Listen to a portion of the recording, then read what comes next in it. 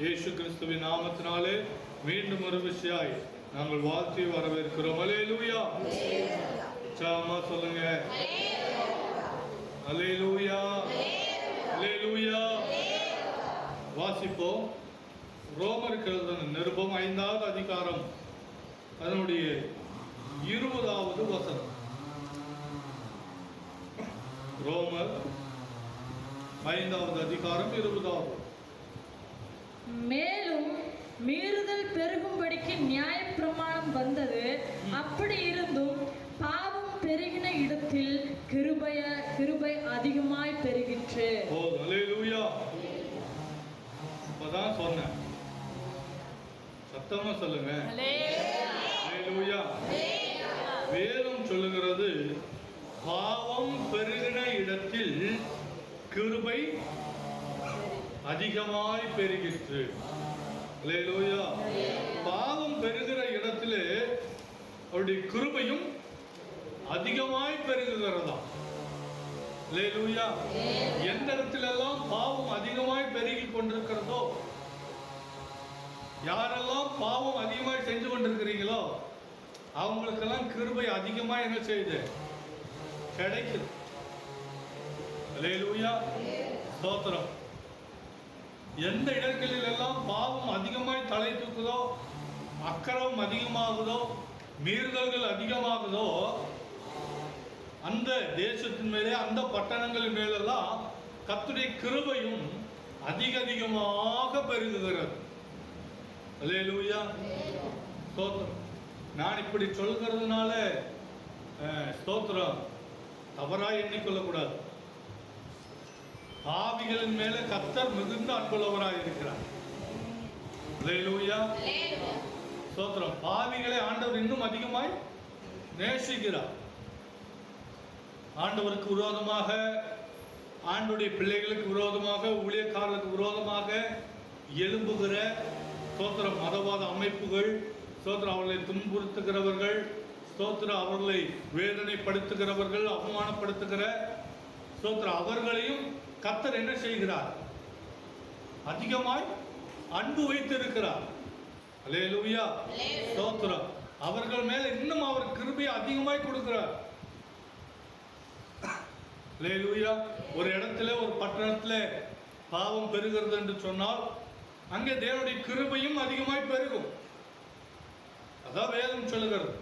பாவம் பெருகுகிற இடத்திலே அவருடைய கிருபையும் அதிகமாய் பெருகுகிறது. அல்லேலூயா. ஸ்தோத்திரம். அழகாய் சொல்லப்படும். பாவம் பெருகின இடத்தில் அவருடைய கிருபை அதிகமாய் பெருகிற்று. ஸ்தோத்திரம். தேசங்களில, உலகத்தில் பாவம் என்ன செய்து கொண்டிருக்கிறது? பெருகிக் கொண்டே இருக்கு. ஆரம்ப நாட்கள் இல்லாத அளவுக்கு இப்போ பாவம் பெருகிக் கொண்டே தான் இருக்குது. அல்லேலூயா. வேதாகமத்திலே இந்த வார்த்தைக்கு இணங்க கர்த்தர் எப்படி ஒரு இடத்துல பாவம் பெருகும் பொழுது அங்கே அவருடைய கிருபை எப்படி அதிகமாய் கர்த்தர் விளங்க பண்ணினார் என்று நாம் இன்றைக்கு தியானிக்க போகிறோம். அல்லேலூயா. அதுதான் இன்னைக்குடைய தியானம். பாவம் பெருகுகிறது, அதனால் கிருபையும் பெருகுகிறது. அல்லேலூயா. ஸ்தோத்திரம். இதோடு அந்த வசனம் முடிவடைகிறது அல்ல. தொடர்ந்து நீங்கள் 6வது அதிகாரம் 1வது வசனத்தில் நீங்கள் பார்த்தீர்கள் என்று சொன்னால் வாசிக்கலாம். 6வது அதிகாரம் 1வது. ஆகையால் என்ன சொல்வோம்? கிருபை பெருகும்படி பாவத்திலே நிலை நிற்கலாமா? பாவத்தில் நிலை நிற்கலாம் என்று சொல்லுவோமா? கூடாதே. அல்லேலூயா. 3 காரியங்கள்.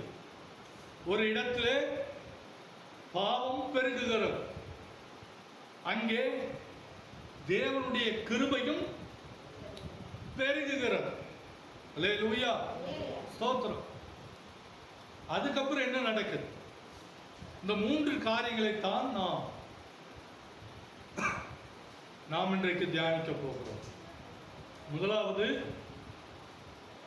ஸ்தோத்திரம், பாவம் பெருகுகிற இடம், அதனால் தேவனுடைய கிருபை எப்படி பெருகுது? ஸ்தோத்திரம். அப்படி கிருபை பெருகுகிறதுனாலே நாம் பாவத்திலே நிலை கொண்டிருக்கலாமா? அப்படி நிலை கொண்டிருந்தால் என்ன நடக்கும் என்று நாம் இன்றைக்கு தியானிக்க போகிறோம்.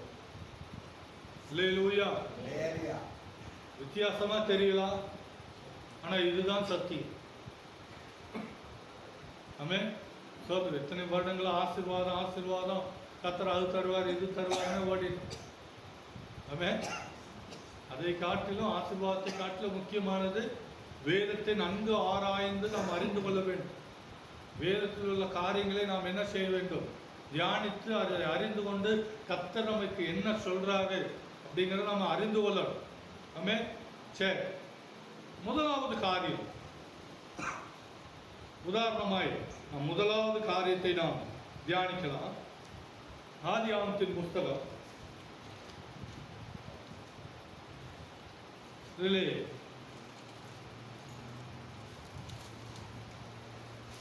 6வது அதிகாரத்திலே நீங்கள் வாசித்தீர்கள் என்று சொன்னால், ஆதியாகமம் 6வது அதிகாரம்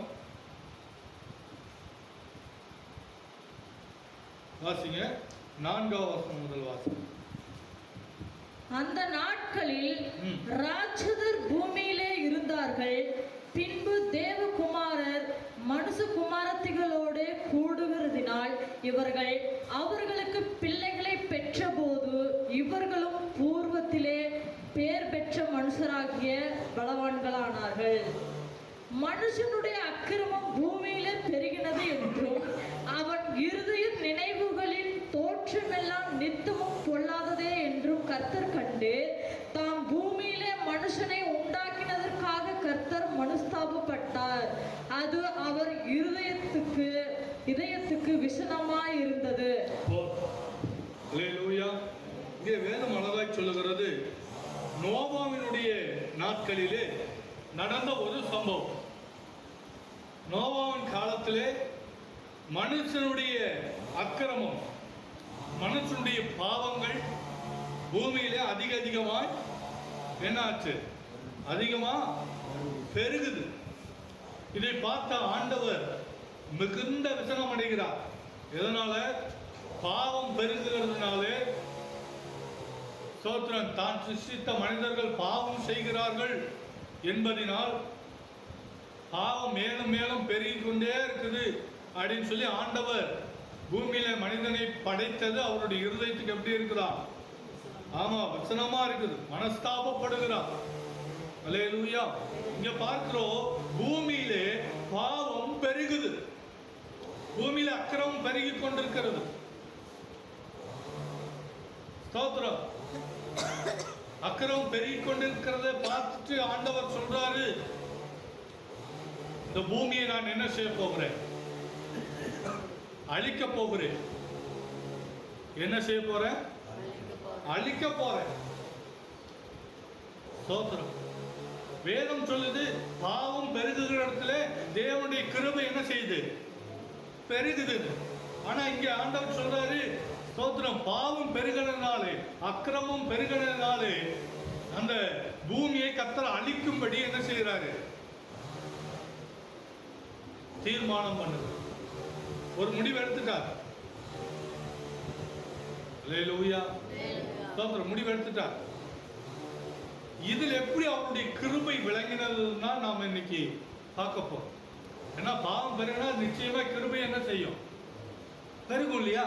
இப்ப இங்க பாவம் பெருகும் போது ஆண்டவர் அழிக்கும்படி தான் நினைக்கிறாரே தவிர இங்க கிருபை எங்க வெளிப்படுது அப்படின்னு நீங்க பாத்தீங்கன்னா பாருங்க, நோவாவுக்கோ கர்த்தருடைய கண்களிலே கிருபை கிடைத்தது. ஆமென். ஸ்தோத்திரம். இந்த காரியத்தை நீங்கள் வாசித்து பார்த்தீர்கள் என்று சொன்னால், நோவாவின் இடத்துல ஆண்டவர் வந்து சொல்றார், நான் இந்த தேசத்தை என்ன செய்ய போறேன்? நான் இந்த உலகத்தை ஆமா தண்ணீரினாலே நான் அழிக்க போகிறேன். அதனால நீ என்ன செய்ய? உனக்கு ஒரு பேழையை உண்டாக்கு. அதிலே ஜோடி ஜோடியாக மிருக ஜீவன்களை நான் சொல்றது எல்லாத்தையும் என்ன செய்ய? அந்த பேழைக்குள்ள வைத்து 40 நாள் நீ என்ன செய்யணும்? இரவும் பகலும் அதை பாதுகாக்கணும். ஏன்னா தேசத்துல தொடர்ந்து 40 நாள் இரவும் பகலும் என்ன செய்யும்? மழை பெய்து கொண்டே இருக்கும். அல்லேலூயா, ஸ்தோத்திரம்.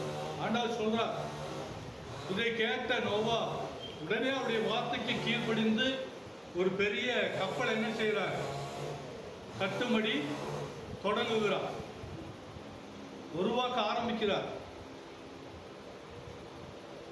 ஸ்தோத்திரா. அந்த சமயத்துல ஆண்டவர் அவரோடு பேசும்போது அந்த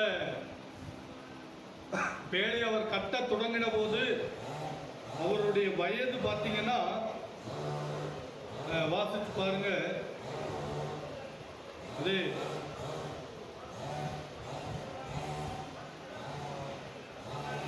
6வது 7வது அதிகாரத்திலே நீங்கள் பார்த்தீர்கள் என்று சொன்னால்,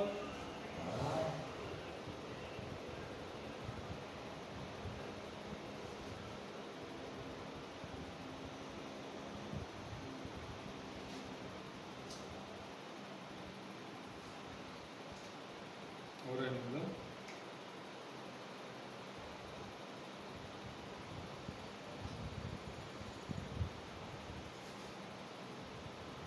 6வது வசனம், 7வது அதிகாரம்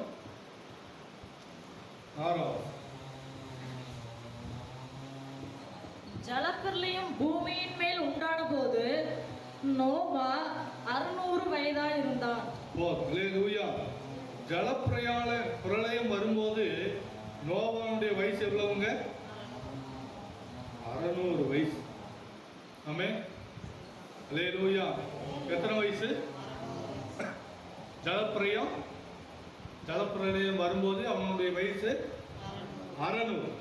ஆனா ஆண்டவர் அவனோடு பேசி அந்த பேழையை கட்டும்படி சொன்ன வயது, ஸ்தோத்திரம், அதே 5வது அதிகாரம் ஆதியாகமம் 5:32 வாசித்து பாருங்க. 500 வயதான போது. அல்லேலூயா. நோவாவுக்கு அப்ப எத்தனை வயசு? 500. ஜலப்பிரளயம் வரும்போது எத்தனை வயசு? அல்லேலூயா. எத்தனை வயசுங்க? மொத்தம் எத்தனை வருஷம் ஆச்சு? பேழை கட்டுறதுக்கு எத்தனை வருஷம் ஆச்சு? 100 வருடம் இருந்தது. அல்லேலூயா. பேழையை கட்டி முடிப்பதற்கு 100 வருஷம் இருந்தது. அந்த 100 வருஷமா அவ என்ன செய்யறான்? பேழையை கட்டி கொண்டிருக்கிறான். அப்போ இந்த உலகத்தில் இருக்கிற ஜனங்கள் அவனை பார்த்திருப்பாங்களா? பார்த்திருக்க மாட்டாங்க. எல்லாரும் அவங்ககிட்ட வந்து கேட்டிருப்பாங்க, அல்லது இவனே எல்லார்கிட்டையும் போய் சொல்லியிருப்பான், ஐயா இன்னும் கொஞ்ச நாள்ல பூமியில என்ன வரப்போகுது? ஆமா, மழை வரப்போகுது. 40 நாள் இரவும் பகலும் விடாமல் மழை பெய்யும்.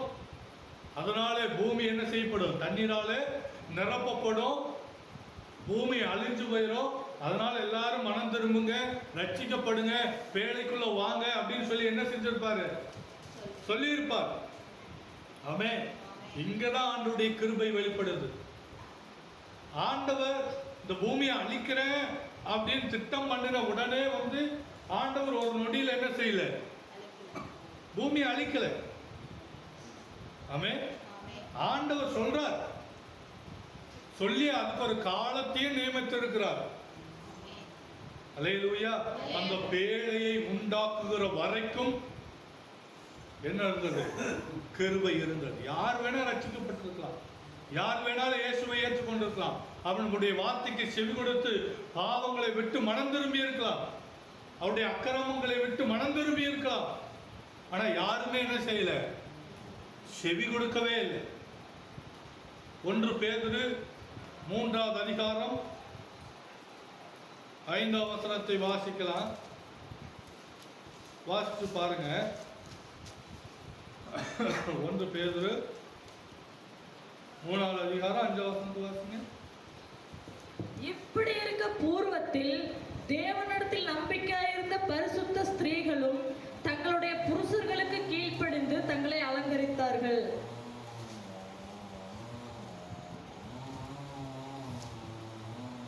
சாரி 2 பேதுரு 3:5 வாசிங்க. சாரி 2 பேதுரு 3வது அதிகாரம் 5வது. பூர்வ காலத்தில் தேவனுடைய வார்த்தையினால் வானங்களும் ஜலத்தினின்று தோன்றி ஜலத்தினால் நிலை கொண்டிருக்கிற பூமியும் உண்டாயின வெப்பத்தையும் அப்பொழுது இருந்த உலகம் ஜல பிரளயத்தினால் அழிந்தது என்பதையும் மனதார அறியாமல் இருக்கிறார்கள். அல்லேலூயா. ஸ்தோத்திரம். என்னாச்சு? பூமியை தேவன் என்ன செய்தாரு? அழிச்சா. அல்லேலூயா. ஸ்தோத்திரம். ஜலப்பிரளயத்தினாலே பூமி என்ன செய்தாரு? ஆண்டவர் சத்தமா சொல்லுங்க. அல்லேலூயா. அதை அழித்து போட்டார். வேதம் அழகாய் சொல்லுகிறது, அவன் அந்த 100 வருடங்களும் அவர் என்ன செய்து கொண்டே இருந்தானா? ஆண்டவர்கிட்ட சொல்லிக்கிட்டே இருந்திருக்கிறான். ஜனங்களிடத்திலே சொல்லிக் கொண்டிருந்திருக்கிறான். ஆனாலும் அந்த ஜனங்கள் என்ன செய்யல? அவனுடைய வார்த்தைகளை ஏற்றுக்கொள்ளவே இல்லை. அல்லேலூயா. ஸ்தோத்திரம். இப்ப இருக்கிற ஜனங்களும் அப்படித்தான் இருக்கிறாங்க. இயேசு சொல்லுகிற வார்த்தைகளை என்ன செய்கிறது இல்லை? ஏற்றுக்கொள்கிறது இல்லை. ஆண்டவர் அழிக்கிறேன்னு சொன்ன உடனே அழிக்கல. அதுக்குன்னு ஒரு குறிப்பிட்ட காலத்தை வைத்திருந்தா எல்லாரும் மனம் திரும்ப வேண்டும் என்று சொல்லி அந்த குறிப்பிட்ட காலத்தை ஆண்டவர் வைத்திருந்தார். ஆமே. 100 வருஷம் ஆண்டவர் என்ன செய்தார்? வைத்திருந்தார். அல்லேலூயா. ஸ்தோத்திரம். அந்த 100 வருஷம் டைம் கொடுத்தும் ஜனங்கள் என்ன செய்யல? மனம் திரும்ப. அல்லேலூயா. அதனால என்னாச்சு? பூமியிலே ஜலப்பிரளயம் வந்தது. பேழையிலே இருந்த மனிதர்களும் நோவாவின் குடும்பமும் மிருக ஜீவன்கள் தவிர மற்ற எல்லாமே என்னாச்சு? அழிக்கப்பட்டு போன. தண்ணீரில் மூழ்கி என்னாச்சு? அழிந்து போய். அல்லேலூயா. பாவம் பெருகினது. நோவாவின் காலத்தில் பாவம் பெருகுச்சு. அப்ப ஆண்டவருடைய கிருபையும் வந்தது. ஆண்டவர் எச்சரிக்கையா அந்த நாட்களிலே நோவாவின் மூலியமாக கர்த்தர் பேசினார். ஆனா ஜனங்கள் அதை என்ன செய்யல? கேட்கறதுக்கே மனதில்லாம். அல்லேலூயா. சுமார் 100 வருஷமா ஒருத்த பேழையை கட்டி ஸ்தோத்திரம் அந்த காரியங்களை அறிவிக்கும் போதும் அவர்கள் உணர்வடையாமல் மனம் திரும்பாமல் என்ன செஞ்சாங்க? வாழ்ந்ததினாலே என்ன ஆச்சு? உலகம் அழிக்கப்பட்டது. அல்லேலூயா. அதனால வேதம் சொல்கிறது, ஆகையால் என்ன சொல்லுவோம்? கிருபை பெருகிறதுனாலே பாவத்திலே நிலை நிற்கலாம் என்று சொல்லலாமா? அல்லேலூயா. பாவம் பெருகுச்சு, அதனால தேவனுடைய கிருபையும் பெருகுது. அல்லேலூயா. ஸ்தோத்திரம். தேவனுடைய கிருபை என்ன செய்யுது? பெருகுது. அதனால ஆண்டவர் அவர்களை மன்னிச்சு ஏத்துக்க ரெடியா இருந்தார். அந்த நேரத்தை கொடுத்தார், அந்த காலத்தை ஆண்டவர் கொடுத்தார். ஆனா ஜனங்கள் என்ன செய்யல? மனம் திரும்பாமல் அந்த பாவத்திலேயே நிலை கொண்டிருந்தான். 1 வருஷம் 2 வருஷம் இல்ல, 100 வருடங்கள் ஆண்டவர் அவர்களுக்கு என்ன செய்தார்? டைம் கொடுத்திருந்தார், கிருபை கொடுத்திருந்தார். அவர்கள் அதிலே மனம் திரும்பாமல் மேலும் மேலும் அந்த பாவத்திலே அவர்கள் நிலைத்திருந்ததினாலே என்ன செய்யப்பட்டார்கள்? அழிக்கப்பட்டு போனார்கள். அல்லேலூயா. பாவம் இருந்தாலும் அவருடைய கிருபை பெருகுதான். ஆனா அந்த கிருபையை நாம் பயன்படுத்தி நாம் என்ன செய்யணும்? மனம் திரும்பி அவர்கிட்ட சேரணுமே தவிர என்ன செய்யக்கூடாது? அந்த பாவத்திலே மேலும் மேலும் அந்த கிருபையை பயன்படுத்தி நாம் மேலும் மேலும் அந்த பாவத்திலே வாழ்ந்து அந்த பாவத்திலேயே நாம் வாழ்ந்து கொண்டு இருக்கக்கூடாது. அல்லேலூயா. அப்படி வாழ்ந்து கொண்டிருப்போம் என்று சொன்னால் அதனாலே என்ன இல்லை, பிரயோஜனம் இல்லை, கூடாதே. அப்படி பாவத்தினாலே நாம் நிலை கொண்டிருக்க கூடாது. நாம் மனம் திரும்ப வேண்டும் என்றுதான் அவர் கிருபை நமக்கு தர்றார். நாம் இருந்தாலும் அந்த பாவத்திலே நாம் நிலை கொண்டிருந்தோம் என்று சொன்னார் அவர் என்ன செய்வார்? அல்லேலூயா. அதனாலே நாம் என்ன செய்யணும்? அந்த கிருபையின் நாட்களிலே அவர்கள் என்ன செஞ்சுட்டாங்க? அதை உதாசீனப்படுத்திட்டாங்க. அந்த கிருபை நாட்களை அவர்கள் உதாசீனப்படுத்தி அவர்கள் ஏற்றுக்கொள்ளாமல் போனதுனாலே அந்த நாட்களிலே, நோவாவின் நாட்களிலே அழிவு வந்தது. அல்லேலூயா. சோதரம், சோதோம் கொமோரா பட்டணத்தை குறித்து நாம் வாசித்திருக்கிறோம். சோதோம் கொமோரா பட்டணத்தை குறித்து நமக்கு தெரியும். அது மிகுந்த செழிப்பான ஒரு தேசம், அது ஒரு அழகான ஒரு தேசம். அங்க தேவனுடைய ஸ்தோத்திரம் கோபம் வருது. எதனால? அங்கே பாவம் பெருகுது. சோதம் கொமோரா என்னதான் செழிப்பான பட்டணமாய் இருந்தாலும், என்னதான் ஸ்தோத்திரம் நல்ல பட்டணமாய் இருந்தாலும், செழிப்பான ஸ்தோத்திரம் பசுமையான பட்டணமாய் இருந்தாலும், அங்க என்ன செய்யுது? பாவம் பெருக ஆரம்பிக்குது. பாவம் பெருகும் போது ஸ்தோத்திரம் கர்த்தர் என்ன செய்யறார்? உடனே அழிக்கல. அங்க லோத்துங்கிற ஒரு குடும்பத்தை அனுப்புறார். அல்லேலூயா. ஸ்தோத்திரம். ஒரு லோத்துங்கிற ஒரு குடும்பம், ஒரு ஆவிக்குரிய குடும்பம், ஸ்தோத்திரம் இயேசுவை பற்றி தெரிந்த ஒரு குடும்பம் அந்த பட்டணத்துக்கு போகுது. ஆனா அவர்கள் வாழ்ந்த நாட்கள் முழுவதும் ஸ்தோத்திரம் அவர்கள் யாருக்குமே இயேசுவை பற்றி சொல்லல. யாருமே மனம் திரும்ப செய்யல. ஸ்தோத்திரம். ஆண்டவருக்கு சிறிது காலம் வைத்திருந்தார். பல நாட்கள் கழிந்தது. அவளுடைய பாவம் வான பரியந்தம் எட்டினது. அதுக்கப்புறம் தான் ஆண்டவர் என்ன செய்யறார்? ஆபிரகாமை சந்திக்கும்படி போறார். அப்ப சந்திக்கும்படி போகும்போது தான் அந்த சம்பவத்தை ஆண்டவர் சொல்றார்.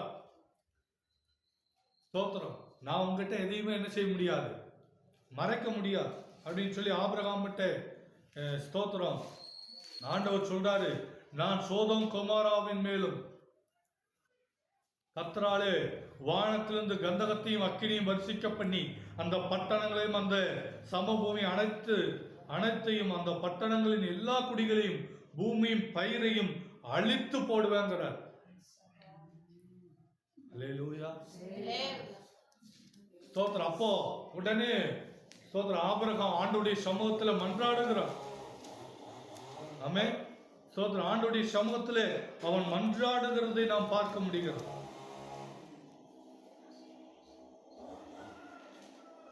அந்த வசனத்தை நாம் வாசித்தோம் என்று சொன்னால் ஆபிரகாம் இப்படியாக சொல்றார். ஆபிரகாம் சமயமாய் சேர்ந்து துன்மார்க்கனோட நீதிமானையும் அழிப்பீரோ? அல்லேலூயா. ஸ்தோத்திரம். ஆண்டவர் அப்படி செய்ய மாட்டார். துன்மார்க்கனோடு சேர்த்து நீதிமானை என்ன செய்ய மாட்டார்? அழிக்கிற தேவன் அல்ல. என்ன பண்ணாரு? அவர் சொல்றார், 50 நீதிமான்கள் இருந்தா அந்த தேசத்தை அழிக்க மாட்டீரோ அப்படின்னு ஆபிரகாம் கேட்கிறார். ஆண்டவர் சொல்றார், அழிக்க மாட்டேன். என்ன செய்ய மாட்டேன்? அழிக்க மாட்டேங்கிறார். ஆனா அவர்கள் என்ன செய்யல? 50 நீதிமான்கள் கூட அந்த சோதோம் கொமோரா பட்டணத்தில் இல்லை. ஆமே. பின்பு 40 நீதிமான்களாக இருக்கிறாங்களான்னு கேட்டார். பாவம் பெருகுது, அதனால கிருபையும் பெருகும். ஆண்டவர் சில காலம் கொடுத்திருந்தார் மனம் திரும்பும்படி. ஒரு இயேசுவை தெரிந்த ஒரு குடும்பம், லோத்துவின் குடும்பம் அங்க இருந்தும் அங்க இருக்கிற ஜனங்கள் இயேசுவை அறிந்து கொள்ளவில்லை. இன்னும் பாவத்தினர் பாவத்தை செய்து கொண்டிருக்கிறாங்க. ஆதியாகமத்தின் புஸ்தகம் 18வது அதிகாரத்துல நீங்க வாசிச்சு பார்த்தீங்கன்னா உங்களுக்கு தெரியும். ஆண்டவர் சொல்றார், அவருடைய பாவம் ஸ்தோத்திரம் மகா பெரியதா இருக்குது, மிகவும் கொடியதா இருக்குதான். அதனால அந்த தேசத்தை அழிக்கப்படும். ஆனாலும் நீ சொல்றல்ல, ஒரு 50 நீதிமான்கள் இருந்தா அந்த தேசத்தை நான் அழிக்க மாட்டேன். ஆனா 50 நீதிமான்கள் கூட அங்க இல்லை. இன்னும் இறங்கி வரார். ஆண்டவரே, 40 நீதிமான்கள் இருந்தால் அந்த தேசத்தை நீ அழிப்பீரோ அப்படின்னு கேட்கிறார். 29ஆம் வசனத்தை நீங்க வாசிச்சு பாருங்க. 18வது அதிகாரம் 29ஆம் வசனத்துல ஆண்டவர் சொல்றாரு, 40 நீதிமான்கள் அங்கே காணப்பட்டாலோ என்றார். அவர் 40 நீதிமான்கள் நிமித்தம் அதை நான் என்ன செய்ய மாட்டேன், அழிப்பதில்லைங்கிற. அடுத்து தொடர்ந்து நீங்க வாசிச்சீங்கன்னா தெரியும். ஆண்டவரே சோத்திர 20 நீதிமான்கள் இருந்தால், 30 நீதிமான்கள் இருந்தால், அப்பவும் ஆண்டவர் சொல்றாரு 20 நீதிமான்கள் நிமித்தம் அதை நான் அழிப்பதில்லை. இன்னும் இறங்கி வந்துட்டார் ஆபிரகாம். ஆண்டவர் இன்னும் இறங்கி வர்றார் பாருங்க, தான் நேசித்த தாசனுக்காக. ஆண்டவரே, இந்த வசனத்தை வாசிங்களேன், 32ஆம் வசனத்தை வாசிங்க. அப்பொழுது அவன், ஆண்டவருக்கு கோபம் வராதிருப்பதாக நான் இன்னும் இந்த ஒரு விசை மாத்திரம் பேசுகிறேன், 10 நீதிமான்கள் அங்கே காணப்பட்டாலோ என்றான். அதற்கு அவர், 10 நீதிமான்களின் நிமித்தம் அதை அழிப்பதில்லை என்றார். ஓ அல்லேலூயா, ஸ்தோத்திரம். 10 நீதிமான்கள் இருந்தா, ஆண்டவரே 10 நீதிமான்கள் இருந்தால் நீங்க அதை அழிப்பீங்களா? ஆபிரகாமே, நான் அதை அழிக்க மாட்டேன். 10 நீதிமான் இருந்தா கூட அந்த 10 நான் அழிக்க மாட்டேன், அந்த தேசத்தை நான் அழிக்க மாட்டேன்னு வாக்கு கொடுக்கிறார். இருந்தாலும் அந்த தேசம் அழிக்கப்பட்டு போனது. அதுல தப்பினவர்கள் 4 பேர் தான். லோத்தும் அவனுடைய மனைவி, அவனுடைய 2 பிள்ளைகள். வேற யாருமே தப்பிக்கல. வேதம் சொல்லுகிறது 19வது அதிகாரம் 24, 25ஆம் வசனத்திலே நீங்கள் வாசித்து பார்த்தீர்கள் என்று சொன்னால் தெரியும். அவர் அதை அழித்து போட்டார். நாமே அந்த தேசத்தை அவர் என்ன செஞ்சாரு? அழிச்சு போட்டார். ஏன்? ஆண்டவர்கிட்ட ஆபிரகாம் கேட்டார், ஆண்டவரே ஒரு 10 நீதிமான் இருந்தா. தூங்காதீங்க, தூங்குறவங்கள ஒரு அல்லேலூயா சொல்ல. கவனி, தூங்குனா எப்படி அல்லேலூயா சொல்லலாம்? அல்லேலூயா, உற்சாகமா சொல்லுங்க. அல்லேலூயா. 10 நீதிமான்கள், அதுதான் கிருபை. 50 நீதிமான்கள் இருந்து கேட்கிறான், அதுவே அதிகபட்சம். 40, 30, 20, 10 நீதிமான்கள் இருந்தா கூட உன்னை கிருபையினால் நான் என்ன செய்வேன்? ரட்சிப்பேன். ஆண்டவர் டைம் கொடுத்தார். இதுக்கு முன்னாடியே நீங்க வாசிச்சு பார்த்தீங்கன்னா தெரியும். அந்த 18வது அதிகாரம் 1ஆம் வசனத்துல நீங்க பார்த்தீங்கன்னா, சோதோம் கொமாரா பட்டணத்தை அநேக ராஜாக்கள் வந்து அதை கொள்ளையடிச்சிட்டு போறாங்க. அப்போ ஆபிரகாம் தான் போய் தன்னுடைய ஆட்களை வைத்து சோதோம் கொமாராவை மீட்டு கொண்டு வர்றான். ஆமே, அவர்களிடத்திலிருந்து என்ன செய்யறான்? மீட்டு கொண்டு வர்றான். பாத்தீங்களா எவ்வளவு பெரிய கிருபை. ஆமே, நீ பாவம் செஞ்ச, உன்னுடைய பாவம் கொடிதா இருக்கு. ஆனாலும் சோதோம் கொமாரா பட்டணமே, நீ அடிமையாக கொள்ளையடிக்கப்பட்ட போது ஆண்டவர் என்ன செஞ்சாரு? தம்முடைய தாசனாகிய ஆபிரகாமை அனுப்பி லோத்தின் குடும்பத்தின் நிமித்தமாக உன்னை அந்த அடிமைத்தனத்திலிருந்து விடுதலையாக்கி, நீ கொள்ளையிடப்பட்ட உன்னுடைய பொருட்களை எல்லாம் திரும்ப கொண்டு வந்து கர்த்தர் கொடுத்தார் இல்லையா? அப்போ நீ மனம் திரும்பாம போயிட்ட. அப்பவும் சோதோம் கொமோரா பட்டணம் என்ன செய்யல? மனம் திரும்பல. அதனாலதான் ஆண்டவர் என்ன செய்யறாரு? அதை அழிக்கும்படி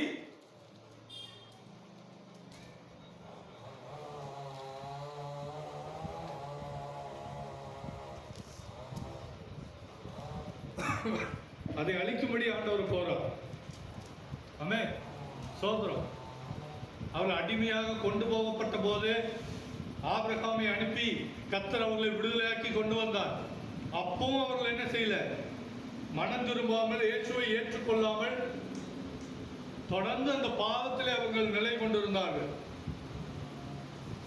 ஆண்டவர்கிட்ட இருந்தாலும் அவன் போய் கெஞ்சி கேட்கிற ஆண்டவரே, ஒரு 50 நீதிமான்கள் இருந்தா அந்த பட்டணத்தை விட்டுனாங்க. ஒரு 40 நீதிமான்கள், 30, 20, 10 நீதிமான்கள் இருந்தா ஆண்டவர் அதுக்கும் சரிங்கிறார். அதுதாங்க கிருபை. திறப்புல நிற்கிற ஒருவனுக்காக தேசத்தை அழிக்காதபடிக்கு நின்று கொண்டிருக்கிறார். அல்லேலூயா, ஸ்தோத்திரம். 10 நீதிமான்கள் வரைக்கும் அவன் இறங்கி வந்துட்டான். இதுக்கு மேல கேட்க முடியுமா? ஸ்தோத்திரம். 10 நீதிமான்கள் இருந்தா இந்த தேசத்தை நீ அழியாது இருக்கு, அழிக்க மாட்டான். ஆனா போய் பார்க்கிறார் ஆண்டவர் தேவ தூதனை அனுப்பி. அங்க போய் பார்த்தா லோத்துவும் அவன் மனைவி 2 பிள்ளைகள் மட்டும்தான் இருக்கிறாங்க. வேற யாருமே இயேசுவை ஏற்றுக்கோ. எல்லா பாவத்துல, விபச்சாரத்துல, வேட்சித்தனத்துல, ஓரின சேர்க்கைங்கிற பாவத்துல வாழ்ந்து கொண்டிருக்கிறான் சோதோம் கொமோரா பட்டணம். அதனால கர்த்தர் என்ன செய்தார்? அதை அழித்து போட்டார். வசனம் வாசிச்சு பாருங்க. 19வது அதிகாரம் 24, 25 வசனங்களை நீங்க வாசித்து பாருங்கள். அப்பொழுது சோதோம் மேலும் கொமோராவின் மேலும் கர்த்தராலே வானத்திலிருந்து கந்தகத்தையும் அக்னியையும் வர்ஷிக்க பண்ணி அந்த பட்டணங்களையும் அந்த சம பூமி அனைத்தையும் அந்த பட்டணங்களின் எல்லா குடிகளையும் பூமியின் பயிரையும் அழித்து போட்டார். அல்லேலூயா. அதன் பூமியின் பயிரையும் குடிகளையும் பட்டணங்களையும் எல்லாத்தையும் ஆண்டவர் அழித்து போட்டார். அல்லேலூயா. ஒருவேளை அந்த பட்டணத்தில் ஒரு 10 நீதிமான்கள் இருந்திருந்தால் கர்த்தர் அதை அழிக்காம காப்பாற்றி இருப்பார். அல்லேலூயா, ஸ்தோத்திரம். அவருடைய கிருபை பெருகுச்சு. அவருடைய கிருபை கொடுத்தார். எப்படியாவது அவர் ரட்சிக்கப்படணும்னு ஆண்டவருடைய கிருபை ஆண்டவர் கொடுத்தார். ஆனா அவர்கள் அதை அறியாமல் மேலும் மேலும் பாவத்திலே அவர்கள் நிலை கொண்டிருந்ததினாலே அந்த சோதோம் கொமோரா பட்டணம் அழிக்கப்பட்டது. அல்லேலூயா, அல்லேலூயா. அல்லே ஸ்தோத்திரம். லோத்தும் அவருடைய மனைவி 2 பிள்ளைகள் மட்டும்தான் மீட்கப்பட்டான். அதுலேயும் லோத்துவின் மனைவி ஸ்தோத்திரம் தான் வாழ்ந்த அந்த பட்டணம் அழியுதேன்னு சொல்லி அதை பின்னிட்டு திரும்பி பார்த்து உப்பு தூணாய் அவளும் மரிச்சு போயிட்டான். அல்லேலூயா, ஸ்தோத்திரம். அந்த உப்பு தூண் இன்னும் இஸ்ரவேல் தேசத்துல இருக்குது. அல்லேலூயா, ஸ்தோத்திரம். பாவம் பெருகுகிற இடத்திலே கர்த்தருடைய கிருபை பெருகுது. அதனால கிருபை பெருகுதுன்னு சொல்லி நாம் பாவத்திலே நிலை கொண்டிருந்தோம் என்று சொன்னால் என்ன ஆகும்? சோதோம் கொமோராவுக்கு நடந்தது போல, நோவாவின் காலத்திலே நடந்தது போலதான் நடக்கும். அல்லேலூயா, ஸ்தோத்திரம். இன்னொரு காரியத்தை கூட நான் சொல்ல முடியும். நினிவே பட்டணத்தை குறித்து நமக்கு நல்லாவே தெரியும்.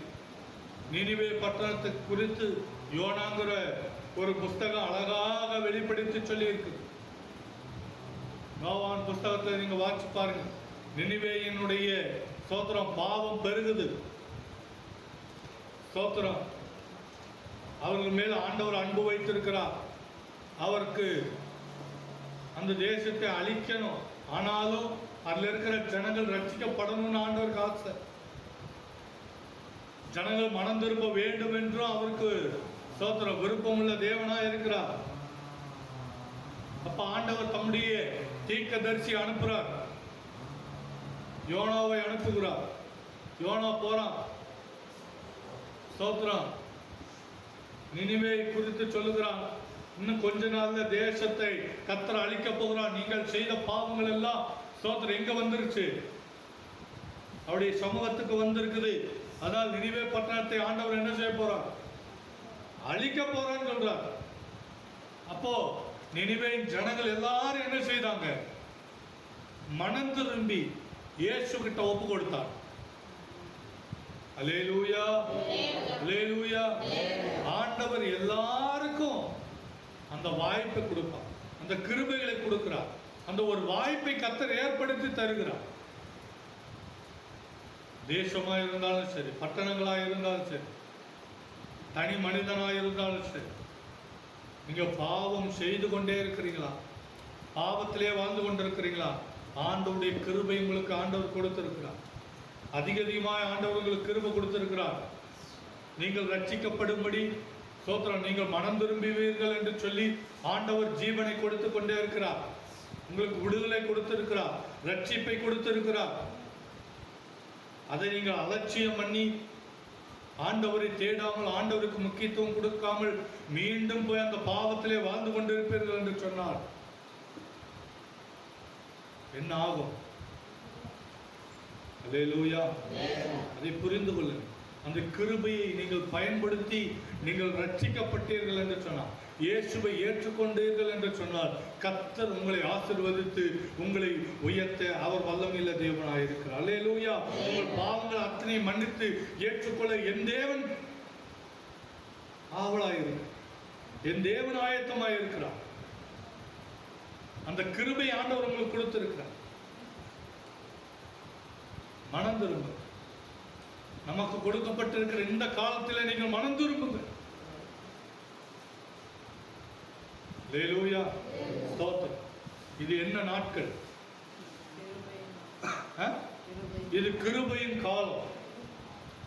நான் ஏற்கனவே சொன்னேன், பாவம் பெருகும் போது தேவனுடைய கிருபை பெருகுதுன்னா இது கிருபையின் காலமா இருக்குது. இப்ப இந்த கிருபையின் காலத்திலே பாவம் எவ்வளவு அதிகமாய் பெருகுன்னு யோசிச்சு பாருங்க. பாவம் பெருகி கொண்டேதான் இருக்கும், அவருடைய கிருபை நாட்களும் பெருகி கொண்டுதான் இருக்கும். ஆனால் ஒரு நாள் வரும், ஒரு நாள் வரும் ஸ்தோத்திரம். அந்த நாட்களிலே, அந்த நாள் வருவதற்கு முன்பாக அந்த கிருபை நாட்களிலே, இந்த கிருபையின் காலத்தை அவர் நமக்கு அளித்த அந்த கிருபையை நாம் உதாசீனப்படுத்தாமல், அலட்சியம் பண்ணாமல் அந்த கிருபையை பெற்றுக்கொண்டு சோதரம் மனம் திரும்பி இயேசுவை ஏற்றுக்கொண்டு அவருக்காய் வாழாது, அவருடைய வழிகளில் நடக்காது, நம்முடைய பாவங்களை விட்டு விட்டு நம்முடைய குற்றங்களை எல்லாம் அவருடைய சமூகத்தில் அறிக்கை செய்து விட்டு நாம் அவருக்காக வாழாது. அல்லேலூயா. அநேக பாவம் செய்கிறவங்களுக்கெல்லாம் ஆண்டவர் கிருபை அதிகமாக ஆண்டவர் கொடுத்திருக்கிறார். நானே அநேக இடங்களில் பார்த்திருக்கிறேன். சோத்திரம், பாவிகளாக இருப்பாங்க சோத்திரம், ஆனா கர்த்தர் அவர்கள் மேல் அன்பு வைத்து அவளை கர்த்தர் காப்பாற்றி அவளை ரட்சித்து சோத்திரம் அவளை மீட்டெடுத்திருப்பார், ஜீவனை கொடுத்திருப்பார், விடுதலை கொடுத்திருப்பார், சுகத்தை கொடுத்திருப்பார். ஆனால் அந்த ஆசீர்வாதத்தை அவர்கள் பெற்றுக்கொண்டு, இந்த விடுதலை பெற்றுக்கொண்டு ஆண்டவரை தேடாம பின்வாங்கி போயிருப்பார். அல்லேலூயா. ஒருவேளை ஸ்தோத்திரம், ஆண்டவருடைய கிருபையினாலே ரட்சிக்கப்பட்டிருக்கிற நீங்கள், ரட்சிக்கப்பட்டிருக்கிறவர்கள், ரட்சிக்கப்பட்டவங்க பின்வாங்கி போயிருந்தீர்கள் என்று சொன்னார், நீங்க என்ன செய்யணும்? மனம் திரும்ப, இயேசு கிட்ட வாங்க.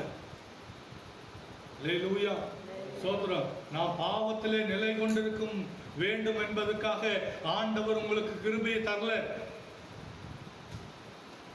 உன் பாவங்கள் மன்னிக்கப்பட்டு நீ மனம் திரும்பி சோத்திரம் அவருடைய சித்தத்தின்படி வாழ்ந்து அவருக்காய் ஜீவிக்க வேண்டும் என்பதுதான் அவருடைய சித்தமாயிருக்கிறதே தவிர நீ பாவத்திலே மேலும் மேலும் நிலை கொண்டிருக்க வேண்டும் என்று சொல்லி ஆண்டவர் உனக்கு கிருபையை தரவில்லை.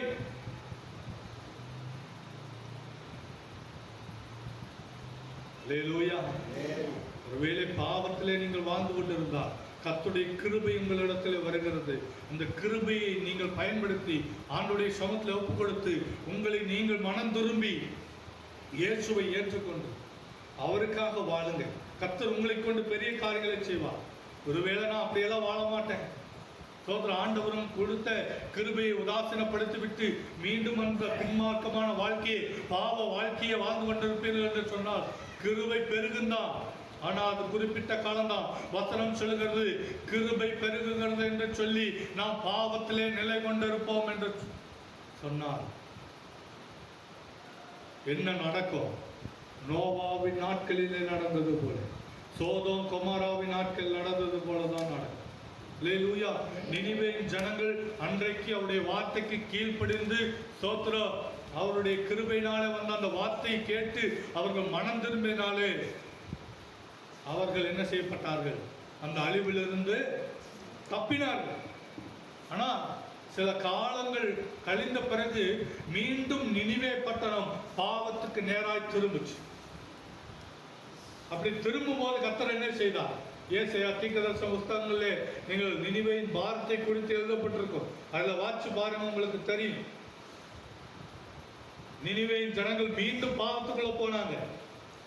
அவர்கள் ஆண்டவர் கொடுத்த அந்த கிருபை பெற்றுக்கொண்டு மனம் திரும்பினாங்க.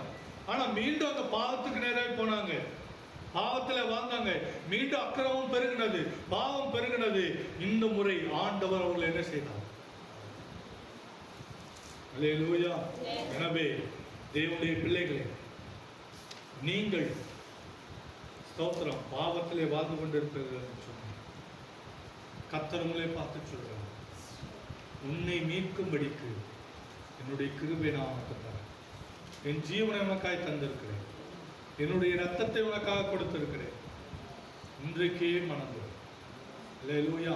அவருடைய கிருபை நமக்கு வருது. பாவம் செய்கிறோம், அதனால வர எந்த பிரச்சனையும் எனக்கு வரலையே, நல்லா தானே இருக்கிறேன், பாவத்துல நல்லா தானே இருக்கிறேன், நான் பாவம் செஞ்சா எனக்கு எந்த பிரச்சனையுமே வரலையே, எந்த போராட்டமும் வரலையே, எந்த பாதிப்பும் எனக்கு இல்லையேன்னு சொல்லி ஸ்தோத்திரம் அவர் நமக்கு கொடுக்கிற அந்த வாய்ப்புகளை நீங்க தட்டி கழிச்சுக்கிட்டே இருக்கக்கூடாது. அல்லேலூயா.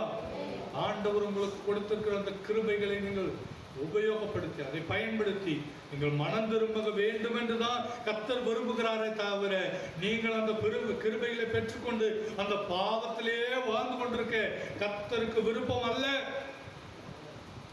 இன்றே மனம் திரும்ப. கர்த்தர் உங்களை விடுதலையாக்கி உங்களை ரட்சித்து உங்களை ஆசீர்வதிக்க அவர் உண்மையுள்ள தேவனாக இருக்கிறார். அல்லேலூயா. சொல்லுகிறது வாசிங்க, ரோமர் 5வது அதிகாரம் 21வது வசனத்தில் வாசிங்க.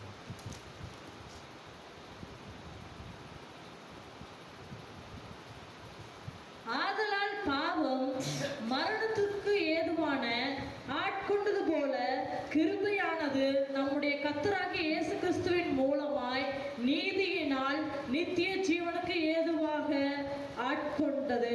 அல்லேலூயா. அந்த கிருபை நம்மை ஆட்கொண்டிருக்கிறது. அல்லேலூயா. ஆகையினாலே நாம் கிருபை பெருகும்படிக்கு பாவத்தில் நிலை நிற்காமல் அல்லேலூயா ஸ்தோத்திரம் ஆண்டவருக்காய் நாம் மனம் திரும்பி வாழ ஆரம்பிக்கிறோம். அல்லேலூயா. 6வது அதிகாரம் 2வது வசனம் சொல்லுகிறது, பாவத்துக்கு மரித்த நாம் இனி அதில் எப்படி பிழைப்போம்? கிறிஸ்து இயேசுவுக்குள்ளாக ஞானஸ்தானம் பெற்ற நாம் அனைவரும் அவருடைய மரணத்துக்குள்ளாக ஞானஸ்தானம் பெற்றதை அறியாமல் இருக்கிறீர்களா? அல்லேலூயா. ஸ்தோத்திரம். ஞானஸ்தானம் பெற்றோம், அதனால கிறிஸ்துவனுடைய கூட அடக்கம் பண்ணப்பட்டோம். இனி நான் அல்ல, இயேசுவே என்னில் பிழைத்திருக்கிறார். அல்லேலூயா. அல்லேலூயா. ஸ்தோத்திரம். பாவத்துக்கு மரித்த நாம் அல்லேலூயா ஸ்தோத்திரம் இனிமேல் நாம் அவருக்காய் நாம் பிழைத்திருப்போம். அல்லேலூயா ஸ்தோத்திரம். அப்படியே அவரும் எழுந்து நின்று ஆண்டவரை நோக்கி விண்ணப்பம் பண்ண போகிறோம். ஒருவேளை ஆண்டவர்களுக்கு கொடுத்த அந்த கிருபைகளை உதாசீனப்படுத்தி இருந்தார், அதை அலட்சியம் பண்ணிக்கொண்டு வாழ்ந்திருந்தீர்கள் என்று சொன்னார். இன்றைக்கே ஒப்பு கொடுங்க. ஆண்டவரே, என் பாவங்களை எத்தனை மன்னி என்னை ஏற்றுக்கொள்ளுங்க. ஆண்டவரே, உன் பிள்ளையா எங்களை ஏற்றுக்கொள்ளுங்க.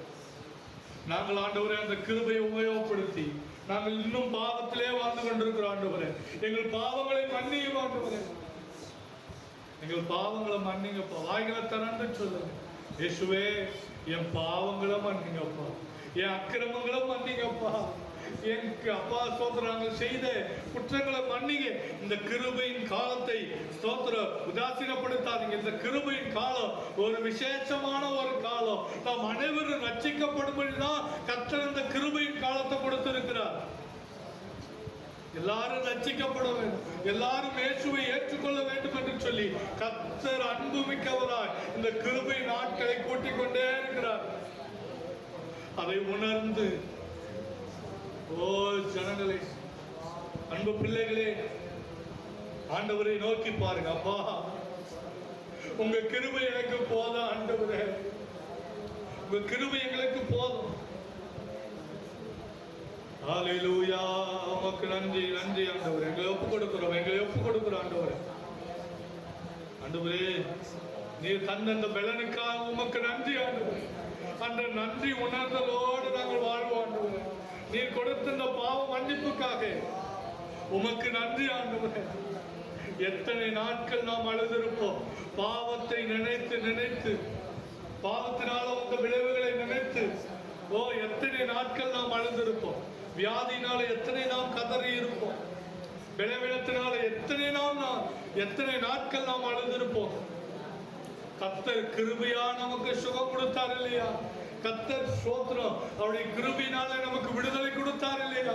அவருடைய கிருபையினால நம்மளை ஆசீர்வதித்தார் இல்லையா? அதை நாம் உணராமல் இன்னும் பின்மாற்றமான வாழ்க்கை வாழ்ந்து கொண்டிருப்போம் என்று ஆண்டவர் எவ்வளவு துக்கப்படும். மனம் திரும்புங்க.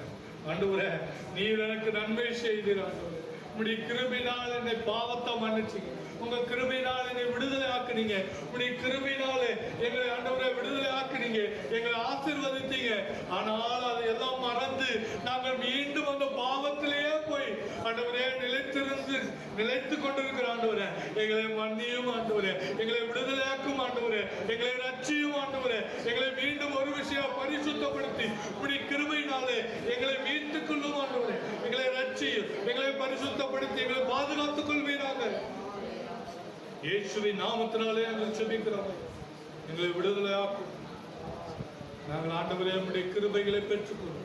இந்த கிருபையினாலே பாவத்திலே நிலை கொண்டிருக்காமல், பாவத்துக்கு மறித்து நீதிக்கு பிழைத்து அப்பா உமக்கென்று வாழ எங்களுக்கு கிருபை பாராட்டுவீர்கள். எங்களை தாழ்த்துகிறோம். முற்றிலும் வறுமையா சகல துதியும் கன மகிமையாக உமக்கே செலுத்துகிறோம். மீட்பரும் ரட்சகருமான் இயேசு கிறிஸ்துவின் நாமத்தில் ஜெபிக்கிறோம் ஜீவனுள்ள நல்ல பிதாவே. ஆமென். ஆமென். அல்லேலூயா.